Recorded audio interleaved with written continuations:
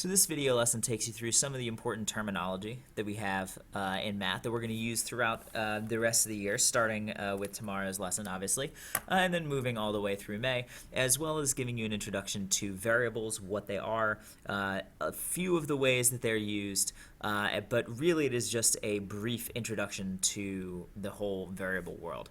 And so first, a few of the things we have to worry about are sort of the terminology things that we're going to need to use both for variables and for other parts of math this year. And the first idea is that of an expression. An expression is just really a mathematical phrase, for lack of a better term. And it could be a lot of different things. An expression is a number even, just a number. It could be a variable, which is represented by a letter, like x. It could be a combination of things. But a mathematical phrase that doesn't have an equals sign or doesn't have an inequality or something like that, where it's just a string of numbers, variables, and operations, fall under the generic term of expression. And we break expression down into a few different pieces. We have things called numerical expressions, which just have numbers and operations. So I'm going to ask you to go ahead and pause the video, and you're going to write down this definition here. Well, not like that. Not sure where that came from. But a numerical expression contains numbers and operations. Go ahead, pause the video, write that down. Come back when you are ready to move on. Now, an operation is something that we use to cause two numbers to interact in some way. So the common operations that we talk about, addition, subtraction, multiplication, and division, tell us the way that we're going to combine and otherwise have numbers interact. We have 3 plus 4, which is itself a numerical expression. We know that we combine 3 and 4 by adding their values together. When we have something like 12 divided by 3, we know we combine 12 and 3 in a particular way by dividing their values. But a numerical expression can also just be the number 1,278. So lots of different things that could be numerical expressions. The key point is that they just contain numbers and operations. There are a number of other operations that we're going to talk about, such as factorials, raising numbers to a power. There's a whole different set of things when we get later into your math career at the school, where you talk about things like roots and other types of radicals. All of these fall under the generic term operation. Ways to combine or force numbers to interact so that we can move from one step to another, where they represent some important thing that we're talking about. The next thing we want to talk about, as we said at the beginning of this lesson, is the idea of a variable. And variable, the word itself, comes from the root vary, meaning to change. And so a variable is our way of representing that a particular value might change.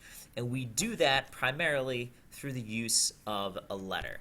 So I'm going to go ahead and write down the definition of variable here, a letter that is used to stand in for an unknown value. Pause the video and come back when you are ready to move on. Now, there are two big ways that a variable can be used in math. One is, as it says in the definition, is to show an unknown value. For example, we might want to know what value can we add to 3 to make 5. And in that case, it's standing in for an unknown value because we're trying to find out what that value is. On the other hand, a variable, as we said before, can also stand for something that changes. That's like what we get when we talk about the area of a rectangle being length times width. It's not necessarily that we don't know the length and the width of a particular rectangle at a given time. But in this formula here, area equals length times width, A equals L times W, we use variables to represent the fact that those values may change depending on the circumstance that we're talking about. Length of one rectangle is not necessarily the same as the length of another, and the same thing is true with the width. One last important thing about variables that we have to talk about before we go on is that pretty much any letter in the English alphabet can be used to stand in as a variable. And we can also extend into other alphabets too. Greek letters, for example, are used as very common variables, especially when you get into things like chemistry and physics. And Greek letters become important to that. But there are two English letters that we are not allowed to use as variables. And those are I and E. Because in math, I and E have particular values assigned to them. I is called the imaginary number, E is called the natural number. We're not going to talk about them in class this year, but we want to get used to the idea that we're not going to use them as variables when we have the option because they have, in fact, values assigned to them in algebra and in math. Any other letter in the English alphabet is totally fine except for I and E. The most common letter, of course, is X. For a variable. We also use a lot of different ones over the course of time, but we can't use I and E. Once we take a numerical expression and we add a variable to it, it becomes a variable expression. And that a variable expression is one that contains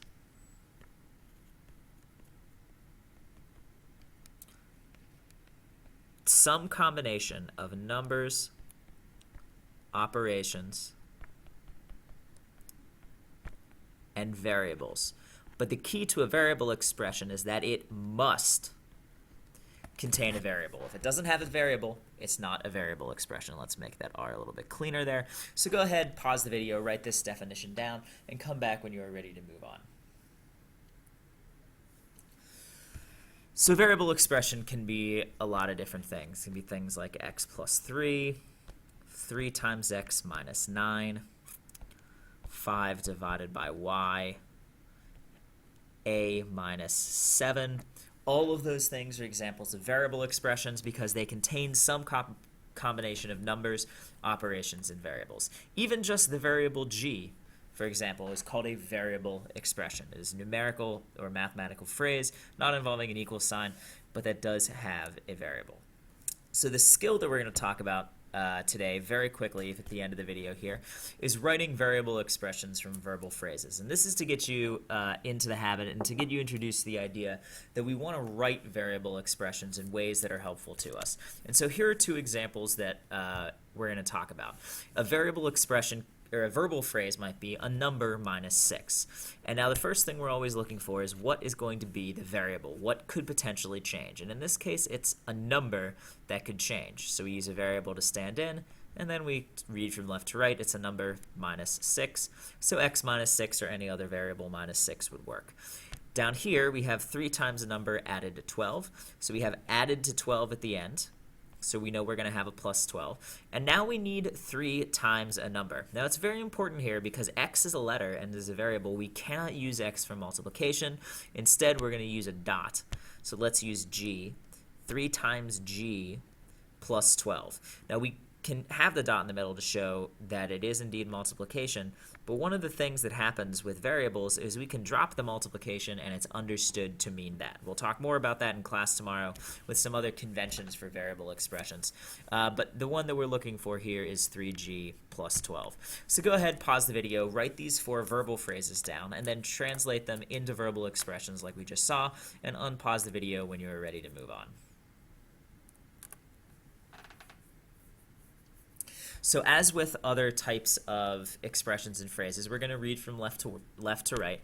We have the quotient of a number in 16, and since number comes first, we'll have x divided by 16 in that order, or x over 16 in a fraction form, if that's how you're familiar with it. The second one, we have the difference, which is subtraction, between a 10 and 4 times a number. So we have subtraction. 10 comes first, because it happens first in the phrase here.